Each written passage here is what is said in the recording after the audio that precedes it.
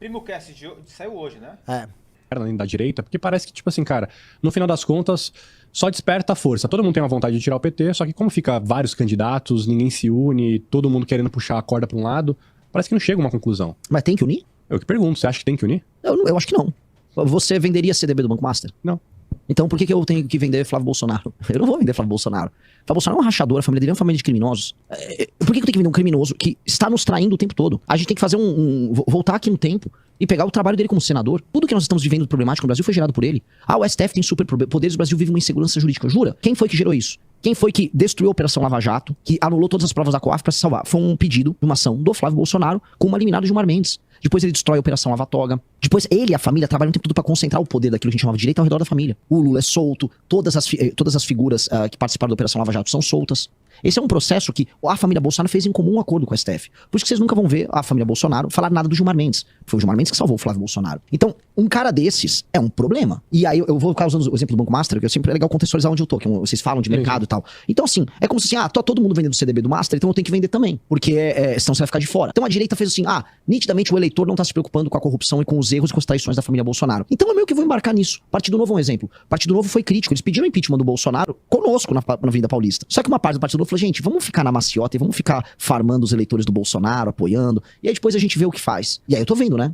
Essa política de responsabilidade terminou agora com esse escândalo gigantesco que todo mundo tá comprado. As consequências da gente ser oportunista geram Banco Master e geram a fim hoje, a gente pode falar da República Brasileira. Então não tem que juntar. Agora, nós temos uma eleição de 2 turnos também, no fim do dia. Numa eleição de 2 turnos, alguém vai enfrentar o Lula no segundo turno. Uhum. Bom, eu falei isso, né? Os caras, os entrevistadores são muito legais, fizeram uma ótima entrevista, eles fizeram uma provocação, a direita briga muito. E o que eu tô colocando é assim, alguém tem que mostrar que o rei tá nu. O mercado financeiro brasileiro inteiro, não inteiro, quase todo, especialmente os grandes players, venderam o Banco Master. Assim como venderam o Digimais agora, que é o banco do Edir Macedo. Se a maioria tá fazendo, né, eu tenho que fazer também?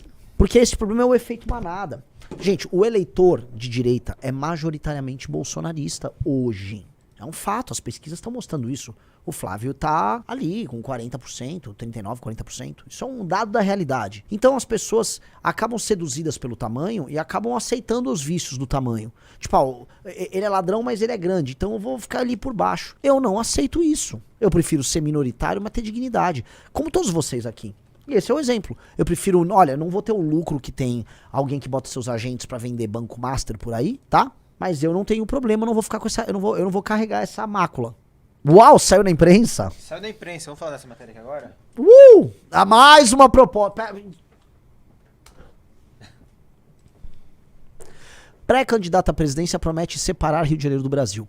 Pré-candidata à presidência da República, Renan Santos defende extinção do Estado do Rio de Janeiro como proposta para combater a violência.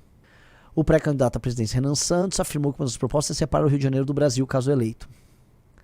A medida preveria a recriação do antigo estado da Guanabara, que existiu entre 60 e 75. Nesse modelo, ele se tornaria uma espécie de estado-estado e passaria a ter controle próprio sobre orçamento, políticas públicas e força de segurança. Eu vou separar o Rio de Janeiro do Brasil. E adivinha, Carioca, isso é uma boa notícia. Eu vou acabar com o estado do Rio de Janeiro. É isso mesmo, o estado do Rio de Janeiro vai ser separado do estado. O estado da Guanabara teria autonomia e capacidade de defesa para controlar suas próprias forças de segurança, destruir o crime organizado e reorganizar as forças produtivas no município e adjacências. A administração do seu próprio orçamento, que hoje, infelizmente, é controlado por políticos corruptos, completa. Cara, o retorno do estado da Guanabara faz parte da lógica muito moderna de criação de uma espécie de uma cidade-estado, que é brasileira, é Brasil. Logicamente que o vídeo é uma provocação, é brasileira, é Brasil. Mas que ela teria algum grau de autonomia para ser uma porta de entrada do mundo para o Brasil. O Rio de Janeiro hoje, em grande medida, ele é um evento por si só. Muita gente acha que o Rio de Janeiro é o Brasil. A real é que o Rio de Janeiro é o Rio de Janeiro. Entendeu? Ele também é Brasil? Claro que ele é Brasil. Mas ele é uma força por si só. O Rio de Janeiro é uma força da natureza.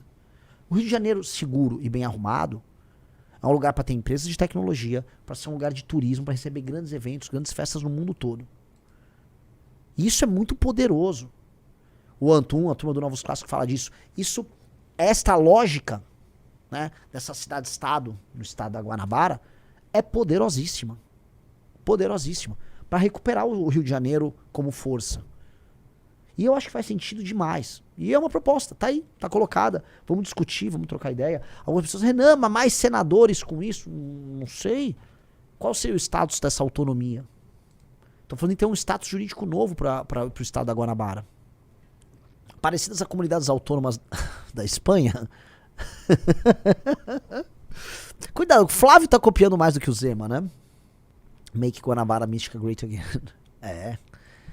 Então, pelo status especial que o Rio de Janeiro tem, que volto a colocar, é uma espécie de porta de entrada do Brasil para o mundo conhece o Brasil através do Rio de Janeiro.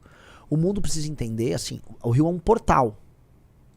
O Brasil, né, e houve sempre esse reducionismo da cultura brasileira ao Rio, o Brasil é muito mais do que só a cultura carioca. Dito isso, a cultura carioca é tão poderosa, aquilo é um negócio tão especial, foi uma capital europeia, uma capital imperial nas Américas. O Rio de Janeiro é tão especial. Escritores, músicos mais diversos, criação de uma estética, de uma linguagem própria. O Rio de Janeiro é muito especial. Que esse status faz sentido demais. Faz muito sentido. Um cara botou, eu acredito na Mônaco dos Trópicos. É a nossa Mônaco dos Trópicos. O Rio de Janeiro seria a nossa Mônaco dos Trópicos. Isso é uma proposta sensacional. Sensacional. E isso já faz parte da lógica da nossa pré-candidatura, que é reimaginar o Brasil. A gente está reimaginando o Brasil. Vendo nos problemas as soluções. Buscando coisas criativas para sair dessa coisa meio travada que a gente tá. Isso aqui foi uma fala do senador feminista Flávio Bolsonaro. Flávio, recentemente foi aprovado pelo Senado por unanimidade o PL da misoginia. Muitas pessoas, inclusive na direita, têm criticado porque o senhor votou a favor desse PL. Eu gostaria de que o senhor pudesse dar uma declaração sobre isso, explicar por que o senhor votou a favor e qual será a sua posição durante o seu governo com relação à liberdade de expressão, porque esse PL tem sido apontado como um grande risco para a liberdade de expressão no Brasil. Bom, todo mundo sabe que estamos em ano eleitoral e essa era uma grande armadilha do PT para mim. Qual a dificuldade de entender isso? Você acha que eu ou quem é de direita vai ser a favor de algum projeto que garante, que dê instrumentos para o governo censurar a liberdade de expressão? Pausa. Então por que você vota? Por que você vota? Ora, a tal da direita no Senado, somada ao Centrão, com elementos do Centrão, vamos colocar aí, tinha número suficiente pra encher o saco, pra embarrigar, mas não é isso. Todos decidiram, porque tinha muita gente ali que é candidato ao governo. O Moro é candidato ao governo, o Moro é um covardão, votou também. Tem muito candidato ao governo, entendeu? Muita gente concorrendo à reeleição. Não, gente. Põe pra votar que a gente vota junto, vamos nos queimar com as mulheres. Aí vota esse absurdo. O que você tá falando, Flávio, é assim, ó. Eu topo ser oportunista e eu topo te ferrar para eu ter vitórias eleitorais. Veja, meus amigos, o seu eleitor vai topar a briga. Vote contra. Use o palanque pra votar contra e falar e meter o dedo na cara do psolista ou do petista e falar: vocês não querem aumentar as penas para crimes violentos que atacam também as mulheres. Vocês não querem fazer a redução da maioridade penal. Boa parte dos crimes que atingem as mulheres no meio da rua, o roubo de celular de mulher, é feito por menor de idade. Porque o menor de idade ele já é mais fraco. Aí vai ver a mulher e fala: pronto. Né? Aqui, ó, vou assaltar a mulher. A maior parte dos assaltos em praia, arrastão, pra dar um exemplo do Rio de Janeiro, acontecem com mulheres. Aí, não, você não aproveitou. Você só quis ser malandro. Que esse é o lance. O Flávio Bolsonaro é um malandro. Então, como ele é um malandro, ele achou que foi muito esperto. Se ferrou. Se queimou pra caramba. Mas é aquela coisa que acha que é esperto. E aí nós somos obrigados a nos ferrar para a família Bolsonaro estar sempre no poder. E essa é a história da direita brasileira desde 2018. A direita, o antipetismo tem que se ferrar, em última instância o Brasil se ferra, mas eles andam com a estratégia deles. Então é sempre assim, ó, eu vou destruir a Operação Lava Jato, que prendeu o Lula, prendeu elementos do Centrão, prendeu praticamente toda a criptocracia brasileira. Eu vou destruir, tá? Esses caras vão ser todos soltos, mas é que meu pai tem um plano, e eu não posso ser preso, se me prender vai atrapalhar a família Bolsonaro. Ah, entendi. Então a família Bolsonaro vem antes de tudo. A massa de direita, vocês estão certos, destrói a Lava Jato. Aí destruiu, o Lula foi solto, né? Aí passa o tempo, ó, galera, fizemos um monte de cagada aí na pandemia, mas ó, fica quieto, porque, né, a gente é de direita, vocês não querem que o PT volta. Galera, eu vou estourar o teto algumas vezes. Foram 5 vezes que estouraram o teto. Na pandemia acho que foram 3. Teve uma fora da pandemia de 150 bi.